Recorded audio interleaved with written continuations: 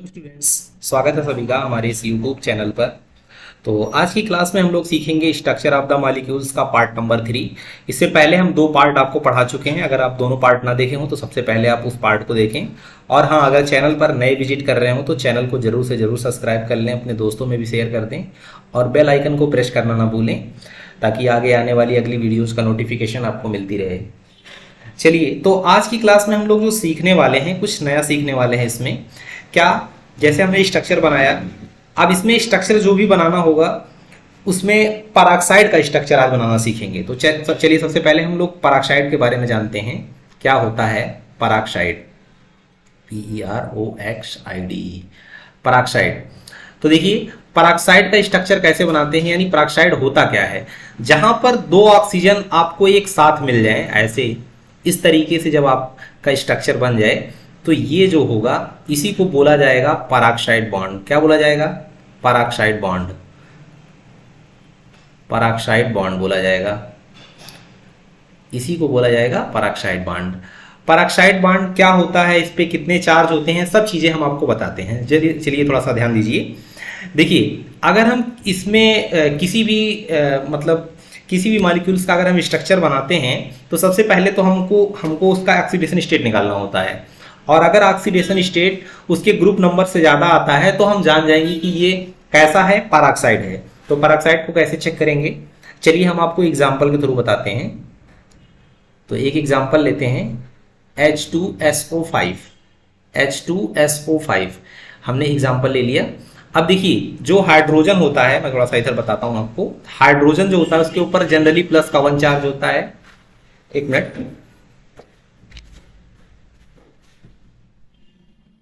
और हाइड्रोजन के अलावा जैसे पोटेशियम हो गया, पोटेशियम पे भी प्लस का 1 चार्ज होगा, सोडियम पे भी प्लस का 1 चार्ज होगा, और बहुत सारे तत्व हैं। जैसे क्लोरीन हो गया, इसके ऊपर माइनस का 1 चार्ज होगा। हम इसको जब ऑक्सीडेशन स्टेट निकालना बताएंगे तो हम आपको सिखा देंगे। और जो ऑक्सीजन होता है, ऑक्सीजन पे जनरली जो है माइनस का 2 चार्ज होता है, और जब पेरोक्साइड हो जाएगा तो माइनस का 1 चार्ज होगा। तो इस बात को हम सीखेंगे अभी। चलिए अब एग्जाम्पल पे अपने आते हैं। तो H2SO5 का पहले हम ऑक्सीडेशन स्टेट निकालेंगे। तो ऑक्सीडेशन स्टेट देखिए कैसे निकालेंगे। हाइड्रोजन के ऊपर जो चार्ज होता है, ये देखिए हमने प्लस का 1 लिख रखा है। तो यहाँ पे कितना हो जाएगा 1, और कितने टाइम्स है हाइड्रोजन, 2 टाइम्स है, तो 2 से मल्टीप्लाई करा देंगे। और इसके बाद सल्फर सेंट्रल एलिमेंट होगा आपका, तो सल्फर को ऐसे बीच में रख लेंगे क्योंकि इसी का निकालना है। बहुत लोग इसके प्लेस पे एक्स मान लेते हैं, तो कोई मैटर नहीं करता है, आप ऐसे ही रखिए। और यहाँ पे कितना हो जाएगा, यहाँ पे हो जाएगा माइनस का 2, और 5 बार है तो इंटू 5 इज इक्वल्स टू 0, ऐसे कर देंगे। तो 2 एकम 2 हो जाएगा, और इसके बाद सल्फर को ऐसे ही रख लेंगे, और 5 दुना माइनस का 10 हो जाएगा बराबर 0 के। तो 10 में से ये 2 माइनस हो जाएगा, तो S माइनस का 8 बराबर 0 के। तो S बराबर कितना हो जाएगा, 8 के हो जाएगा। तो आप ध्यान दीजिए, तो S जो आया वो कितना आ गया, 8 आ गया। अब आप समझ गए होंगे कि जो सल्फर होता है वो 6 ग्रुप से संबंध रखता है, क्योंकि 6 ग्रुप जो होता है, हमने आपको सिखाया भी है, जो 6 ग्रुप होता है इसमें कौन कौन से आते हैं, ऑक्सीजन आता है, सल्फर आता है, सिलीनियम आता है, टिलूरियम आता है, और पोलोनियम आता है। ये इतने सारे एलिमेंट्स आते हैं 6 ग्रुप में। और इसका जो ऑक्सीडेशन स्टेट आ रहा है वो कितना आ रहा है, 8 आ रहा है, यानी ग्रुप नंबर से ज़्यादा आ रहा है। जब भी किसी तत्व का, यानी जब भी किसी एलिमेंट्स का ऑक्सीडेशन स्टेट उसके ग्रुप नंबर से ज़्यादा आएगा, तो इसका मतलब है कि वो पेरोक्साइड बंद रख रहा है। चलिए अब आप समझ गए होंगे। अब देखिए इसका ऑक्सीडेशन स्टेट हम कैसे निकालेंगे। अब देखिए यहाँ पर जो अभी हमने बताया आपको, पेरोक्साइड जो है, पेरोक्साइड देखिए 2 ऑक्सीजन अगर एक साथ में आते हैं तो ये पेरोक्साइड होता है। यानी हमारे 2 ऑक्सीजन इसमें से कहाँ चले गए, पेरोक्साइड में चले गए। अब अगर हम फिर से दोबारा इसका ऑक्सीडेशन स्टेट निकालते हैं बगल में, तो यहाँ कितना हो जाएगा, H2S2, ये जो O5 लिखा है इसको हम क्या करेंगे, थोड़ा सा ब्रेक कर लेंगे। देखिए कैसे, H2S2O2 इंटू O3, इस तरीके से कर लेंगे। क्यों? क्योंकि 3 और 2 जोड़ेंगे 5 हो जाएंगे। और ये जो हमारा 2 ऑक्सीजन है ये कहाँ पर चला गया? पराक्साइड में। और जो पराक्साइड होता है, पराक्साइड में जो ऑक्सीजन की ऑक्सीडेशन स्टेट होती है वो -1 होती है। कब? पराक्साइड में। ये कब होता है भाई, इसको ध्यान रखिएगा। पराक्साइड में जब पराक्साइड होगा तो वहां पर जो ऑक्सीजन का ऑक्सीडेशन स्टेट होगा वो कितना होगा? -1 होगा। अब चलिए हम लोग इसको फाइंड आउट करते हैं। यानी 1 × में 2 और S2 हो गया। S2 को हम क्या लिखेंगे? H2SO, अरे सॉरी भाई, यहाँ पर H2SO5 था, इसको सही कर लेते हैं, ध्यान नहीं दिया, सॉरी। H2SO5 हो गया ना, थोड़ा सा और सही कर लेते हैं ना। चलिए H2SO5 ऐसे लिख लेते हैं ना। तो यहाँ पर भी क्या करना पड़ेगा? इसको भी हटाना पड़ेगा, हमने नोटिस नहीं किया यहाँ पर। ठीक है, अब सही है। तो देखिए H2SO3O2 यानी O5 कर लिया, तो हाइड्रोजन को 1 × 2 और सल्फर का S ही रख लेंगे ऐसे। और इसके बाद जो है ये ऑक्सीजन का कितना होगा? अभी बताया कि ऑक्सीजन, यहाँ पर 2 ऑक्सीजन जो कहाँ पे चले गए हैं? पराक्साइड में। तो ये जो पराक्साइड में चले गए हैं, पराक्साइड पे ऑक्सीडेशन स्टेट कितनी होती है? -1। तो यहाँ पे कितना हो जाएगा? -1 × में 2 और प्लस, और ये जो 3 ऑक्सीजन बचे हुए हैं इनकी जनरली कितनी होती है? देखो बताया गया है कि -2 होता है। तो यहाँ पे क्या लिखेंगे? -2 और मल्टीप्लाई बाई 3 = 0। तो यहाँ कितना हो जाएगा? 2 और प्लस का S, और यहाँ पर क्या हो जाएगा? -2 और 3 दूनी -6 = 0। तो ये -2 + 2 तो कैंसिल हो जाएगा। यस, -6 = 0। तो S बराबर कितना हो जाएगा? +6 हो जाएगा। तो आप देख पा रहे होंगे इसकी ऑक्सीडेशन स्टेट अब इसके ग्रुप नंबर के बराबर आया।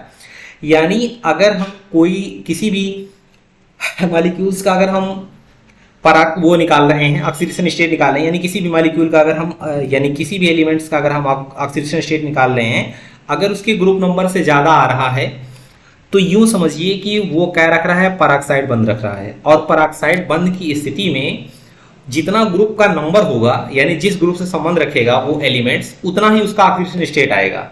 देखिए 6 ग्रुप से संबंध रख रहा है तो इसका ऑक्सीडेशन स्टेट सही जो आया वो कितना आया है? 6 आया है। मतलब जो हम समझाना चाह रहे हैं शायद आप समझ पा रहे होंगे। कभी कभी ऐसा होता है ज़्यादा समझाने के चक्कर में भी और भूल जाते हैं। कुछ लोग ने ऐसा हमको कहा कि सर आप ज़्यादा समझा देते हैं तो हमको भूल ही जाता है। तो भाई भूले ना आप, अगर आपको कम समझ में आया तो एक बार वीडियो को रिपीट करके देख लीजिएगा।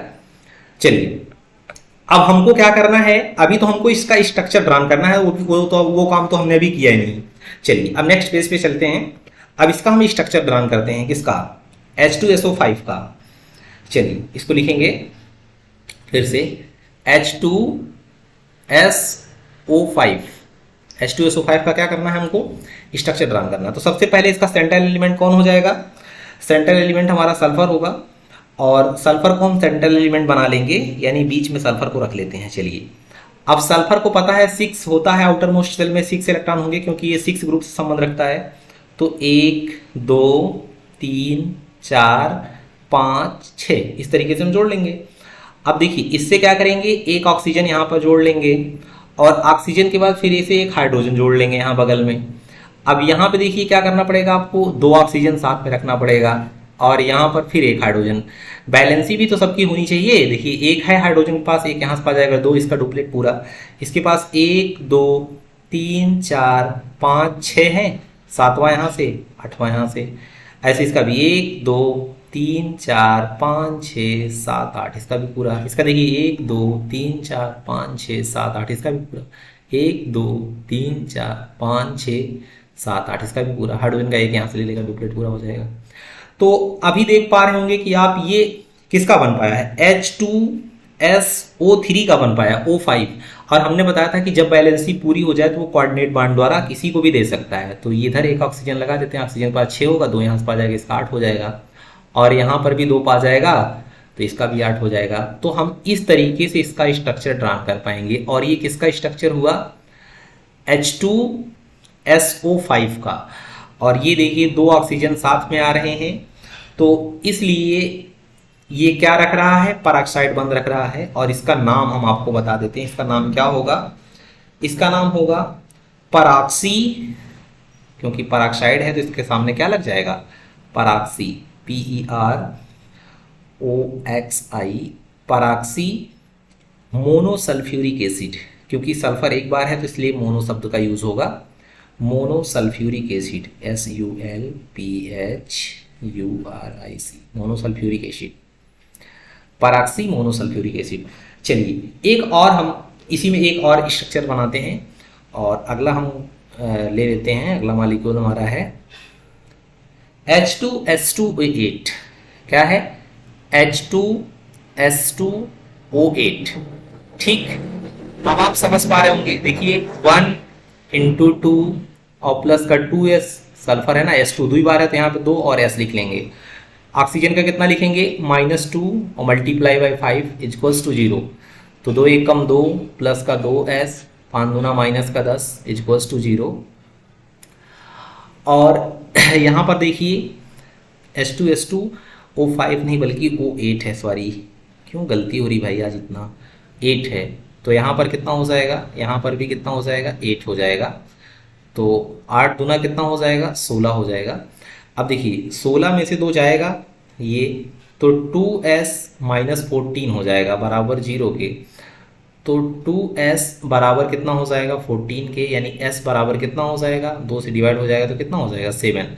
फिर से देखिए सल्फर रखता है सिर्फ 6 ग्रुप से संबंध, और इसका ऑक्सीडेशन स्टेट 7 आ रहा है। इसका मतलब फिर से वही काम करेंगे हम, 2 ऑक्सीजन को इसमें से अलग करेंगे, और 2 ऑक्सीजन को अलग करने के बाद फिर से हम क्या करेंगे, 2 पे -1 लगाएंगे, क्योंकि पेरोक्साइड में -1 होता है, और बाकी जो 6 बचेंगे उन पे -2 लगाएंगे। तो कुल मिला करके जब आप हल करेंगे तो फिर से प्लस का 6 आएगा। वो आप कर सकते हैं, अगर ना कर पाएंगे तो हमें कमेंट कर देंगे, हम फिर से आपको करके दिखा देंगे। चलिए अब इसका हम लोग स्ट्रक्चर ड्रान करेंगे। चलिए थोड़ा सा दूसरे पेन का यूज कर लेते हैं, दूसरे कलर का यूज कर लेते हैं। चलिए अब देखिए इसमें क्या है, S2 दिख रहा होगा आपको, ये यानी सेंट्रल मेटल जो होगा, वो सेंट्रल एलिमेंट जो होगा वो सल्फर है, और सल्फर को हमको कहाँ पर 2 बार दिखाना होगा भाई। तो एक बार ऐसे दिखा दिया यहाँ पर, और एक बार यहाँ पर भी बगल में दिखा देते हैं सल्फर। अब सल्फर के आउटर मोस्ट शेल में पता है 6 इलेक्ट्रॉन होते हैं, 1 2 3 4 5 6, ऐसे दिखा लीजिए 1 2 3 4 5 6। अब देखिए ऐसे यहाँ पर एक ऑक्सीजन जोड़ेंगे, फिर थोड़ी देर बाद एक ऑक्सीजन जोड़ लेंगे यूं, और यहाँ पर क्या जोड़ लेंगे, एक ऑक्सीजन को और फिर एक हाइड्रोजन को।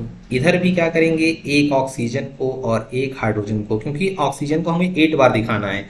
हाइड्रोजन का तो पूरा हो गया, 2 बार हो गया, S2 सल्फर भी हो गया, बस केवल ऑक्सीजन बचा है, 1 2 3 4, और अभी कितनी बार बचा हुआ है, 4 बार। तो एक बार देखो इसकी वैलेंसी पूरी हो चुकी है, 1 2 3 4 5 6 7 8 पूरा हो चुका है। तो ये डबल बॉन्ड के द्वारा इधर दे देगा, और इधर डबल बॉन्ड यानी कोऑर्डिनेट बॉन्ड द्वारा इधर चलाएगा, और इधर भी और इधर भी। तो इस तरीके से आप इसका स्ट्रक्चर ड्रान कर पाएंगे। तो ये आज हमने आपको पेरोक्साइड का सिखाया है, और हम किसी दिन आपको ऑक्सीडेशन स्टेट निकालना बहुत अच्छे से सिखा देंगे 11th क्लास के केमिस्ट्री में। तो आप तब तक देखते रहिए, और आप कमेंट करके ज़रूर बताइएगा। और आप लोग, हमें लगता है कि वीडियोज़ को शेयर नहीं करते हैं, और जल्दी से जल्दी 1000 सब्सक्राइबर हमारे पूरे करवा दीजिए आप लोग। जय हिंद, जय भारत।